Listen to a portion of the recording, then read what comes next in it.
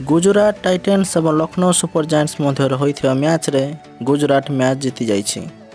Lucknow super giants प्रथम batting करी दीपक हुड्डा को 55 रन और आयुष बादनी को 54 रन बल में 6 विकेट हराई 158 रन करथिला।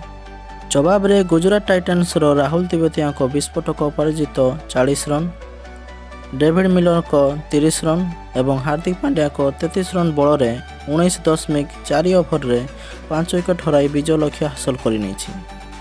हेले मैच रो मुख्य आकर्षण थिले लखनऊ सुपर जायंट्स रो बैट्समैन आयुष बादनी। 22 वर्षीय आयुष बादनी ताको प्रदर्शन द्वारा समस्त चकित कर देइथिले। बादनी IPL रे ताकर प्रथम मैच खेलुछंती। ताकर प्रथम मैच रे ही खिलाड़ी एक द्रुत अर्धशतक पूरण करथिले। बादनी वर्तमान IPL डेब्यू रे अर्धशतक हासिल करथिबा तृतीय कनिष्ठ बैट्समैन होइछंती। यह पूर्व श्रीवास्तव, गोस्वामी और देवदत्त पादिक्कल यह करिछंती। बादनी को मात्र 22 वर्षर बयस से जनवरी 2021 निजर T20 डेब्यू करथिले। डाहाण हाथी बैट्समैन ताको छोट करियर रे दिल्ली पाई 5टी घरोई T20 मैच खेलिछंती।